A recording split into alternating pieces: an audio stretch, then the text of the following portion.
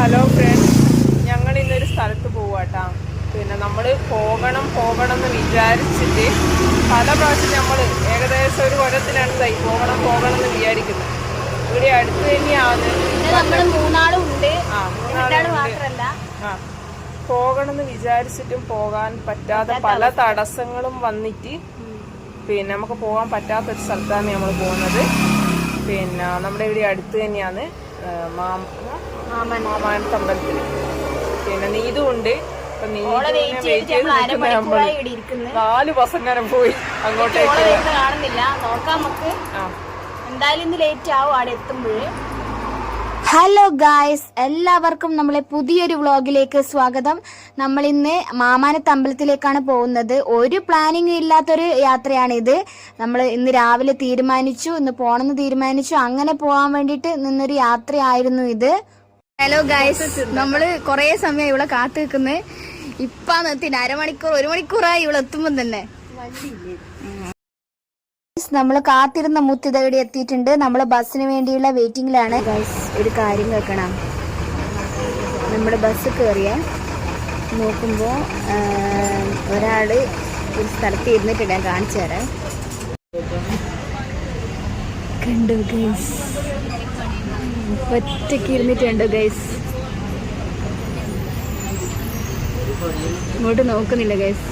ഞാൻ പറഞ്ഞ മെയിലാണ് ആടെ ഇരിക്കണ്ടെന്ന് പറഞ്ഞിട്ട് കേൾക്കുന്നില്ല.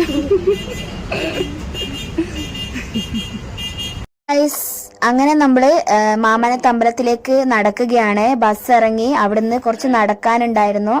അവിടെ നടന്ന് നമ്മള് പ്രകൃതി ഭംഗിയൊക്കെ ആസ്വദിച്ചിട്ടാണ് നടന്നത്. അതിനടുത്ത് തന്നെയായിട്ട് അടിപൊളി പുഴയും കാര്യങ്ങളൊക്കെ ഉണ്ടായിരുന്നു. നല്ല വെയിലായതുകൊണ്ട് നമുക്ക് എന്താ പറയുക, കൊടയൊന്നും എടുക്കാത്തത് കൊണ്ട് ഭയങ്കര ക്ഷീണമൊക്കെ ഉണ്ടായിരുന്നു. അവിടെ അതിനടുത്ത് തന്നെയായിട്ട് ഒരു കടയുണ്ടായിരുന്നു. അവിടെ ദാഹിച്ചപ്പോൾ ഇളനീര് കുടിക്കേണ്ടിയിട്ട് അവിടെ കയറി. അവിടെ നോക്കുമ്പോൾ പലതരത്തിലുള്ള മുട്ടായികൾ, നമ്മൾ പണ്ടത്തെ പലതരത്തിലുള്ള മുട്ടായികളൊക്കെ കണ്ടു. നമ്മള് ഇതെന്താണെന്ന് പറഞ്ഞു തരേണ്ട ആവശ്യമില്ലല്ലോ ഗായ്സ്.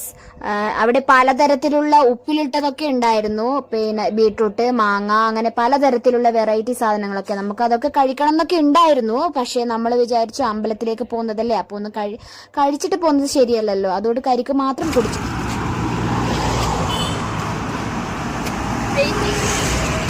കരിക്കിന് വേണ്ടിയുള്ള വെയിറ്റ്. ചൂട് സമയത്ത് ആ കരിക്കൊക്കെ കുടിച്ചപ്പോൾ ഉണ്ടായിരുന്നില്ലേ എൻ്റെ സാറേ, ഒന്നും പറയാനുണ്ടായിരുന്നില്ല. അടിപൊളിയായിരുന്നു. ആ പൊരി വെയിലത്ത് ആ ഇളനീര് വെള്ളം കുടിച്ചത് കൊണ്ട് മാത്രല്ല, അതിനുള്ളിൽ ആ ഇളനീരും കൂടി കഴിച്ചപ്പോഴേ എന്താ പറയാ, വിശപ്പും അടങ്ങി ദാഹവും അടങ്ങി എന്ന് പറയുന്ന ഒരു അവസ്ഥയായിരുന്നു. അത് കഴിഞ്ഞ് നമ്മൾ നേരെ അമ്പലത്തിലേക്ക് വിട്ടു. ഇന്ന് അമ്പലത്തിൽ നല്ല തിരക്കായിരുന്നു. കാരണം എന്ന് വെച്ചാൽ ഇന്ന് പിന്നെ 1-ാം തീയതി ആയതുകൊണ്ട് നല്ല തിരക്കുണ്ടായിരുന്നു. നമ്മൾ അതും പ്രതീക്ഷിച്ച് തന്നെയാണ് അമ്പലത്തിലേക്ക് വന്നത്. പിന്നെ എന്താ പറയുക, അവിടുത്തെ അന്തരീക്ഷവും ഇന്നത്തെ കാലാവസ്ഥയൊക്കെ നമുക്ക് എന്താ പറയുക നല്ലൊരു ഇതായിട്ട് തന്നെ വന്നു. ഇതാണ് ഗായ്സ് നമ്മുടെ ക്ഷേത്രക്കുളം, മാമാനത്തമ്മേൻ്റെ ക്ഷേത്രക്കുളമാണിത്. ഇവിടെ വന്നിട്ട് തേങ്ങ മറികൊത്തണമെങ്കിൽ അവിടുന്ന് തേങ്ങ വാങ്ങി ഇവിടെ വന്ന് കഴുകി മാത്രമേ നമ്മൾ ക്ഷേത്രത്തിലേക്ക് പ്രവേശിക്കാവൂ. എത്ര തിരക്കാണെങ്കിലും നമ്മൾ അമ്മേനെ കണ്ടിട്ട് തൊഴുതിട്ട് മാത്രമേ ഇങ്ങോട്ടേക്ക് വരൂ എന്നുള്ള ഇതിലാണ് നമ്മൾ അമ്പലത്തിലേക്ക് പോയത്. എന്ന് വെച്ചാൽ അത്രയും തിരക്ക് നമ്മൾ പ്രതീക്ഷിച്ചിരുന്നു. അങ്ങനെ എന്താ പറയുക, ഒരുപാട് തിരക്കുകൾക്കിടയിൽ നിന്ന് നമ്മൾ അമ്മേനെ കണ്ടു, തൊഴുതു, അവിടുന്ന് ഇറങ്ങി. അവിടെ ഇറങ്ങിയ പാട് തന്നെ നമുക്ക് നല്ല വിശപ്പുണ്ടായിരുന്നു. അമ്മയുടെ പ്രസാദമായ ചോറ് കഴിച്ചു. നല്ല തിരക്കുണ്ടായിരുന്നു. ചോറിന്റെ അതെവിടെയും നല്ല ക്യൂവും കാര്യങ്ങളൊക്കെ ഉണ്ടായിരുന്നു. എന്നാലും നമ്മൾ അവിടെ നിന്നു ചോറ് കഴിച്ചു. എന്താന്നറിയില്ല, ഏത് ക്ഷേത്രത്തിൽ പോയാലും അവിടുന്ന് കിട്ടുന്ന അന്നദാനമായ ചോറ് എന്താ പറയാ, ഒരു പ്രത്യേക ടേസ്റ്റ് തന്നെയാണ്. പിന്നെ അതിനെ വെല്ലാൻ ഒരു ഫുഡിനും സാധ്യമല്ല. പിന്നെ അത്രയും നമ്മൾ അമ്മേനെ കണ്ട് പ്രാർത്ഥിച്ച് തൊഴുത് വിശന്നിരിക്കുമ്പോൾ അവിടുന്ന് കിട്ടുന്ന ആ ഒരു അന്നദാനം എന്താ പറയാ, ഒരു പ്രത്യേക ടേസ്റ്റ് തന്നെയാണ് കഴിക്കാന്.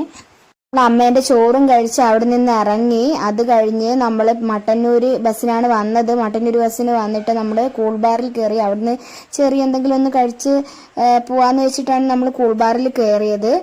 അതിനുള്ള വെയിറ്റിംഗിലാണ് ഗൈസ്. ഒരു കാര്യം അറിയാം, നമുക്ക് ഈ മട്ടന്നൂര് അധികം കൂൾബാറും കാര്യങ്ങളൊന്നും അറിയില്ലേ. എന്നിട്ട് നമ്മളിങ്ങനെ ചിന്തിച്ച് ഏടിയാ കയറുന്നു. ഒരാളെ നമ്മളെ കൂട്ടിക്കൊണ്ടുവന്ന സ്ഥലം ഇത്. നോക്കിയാട്ടെ, ഒരു മനുഷ്യ കുഞ്ഞു പോലും കൂടി ഇല്ല. നമ്മൾ മാത്രമുണ്ട്. ഞാൻ എയർപോർട്ടിൽ നിന്ന് നേരെ ഇങ്ങോട്ടേക്കാ വരുന്നത്. ആരുമില്ല ഗൈസ്, നോക്ക് നമ്മൾ മാത്രം. ഫാലൂദയൊക്കെ കുടിച്ചു കഴിഞ്ഞപ്പോഴാണ് ഗൈസ് ഒരു കാര്യം ഓർമ്മ വന്നത്, ഇവിടുന്ന് കഴിക്കണ്ടേനൊന്നും. കാരണം എന്ന് വെച്ചാൽ അവിടെ ഒരു എന്താ പറയാ, ഒരു ടേസ്റ്റ് ഇല്ലാത്ത ഫാലൂദയായിരുന്നു നമുക്ക് കിട്ടിയിട്ടുണ്ടായിരുന്നത്. മാളിന്റെ കാര്യം ഓർമ്മയേ ഉണ്ടായിരുന്നില്ല ഗൈസ്. മട്ടന്നൂർ മാളിലല്ലേ ഇടക്കിടക്ക് ഞാനൊക്കെ പോകുന്നതായിരുന്നു, പക്ഷെ അതിന്റെ വിചാരേ ഉണ്ടായിരുന്നില്ല. പിന്നെയാണ് അതിനെക്കുറിച്ച് ആലോചിച്ചത്, മട്ടന്നൂർ മാള് പോയിട്ട് കഴിച്ചാൽ മതിയായിരുന്നു എന്ന്. പക്ഷെ എന്താ പറയാ, അവിടുന്ന് കഴിക്കേണ്ടി വന്നു. ഓർഡർ ചെയ്തു, അപ്പൊ കഴിക്കേണ്ടി വന്നു. അങ്ങനെ നമ്മൾ മട്ടന്നൂർ മാളിലൊക്കെ പോയി ജസ്റ്റ് ഒന്ന് കറങ്ങിയിട്ടൊക്കെയാണ് വീട്ടിലേക്ക് പോയത്. അത് പറഞ്ഞപ്പോഴാണ് ഒരു കാര്യം ഓർമ്മ വന്നത്.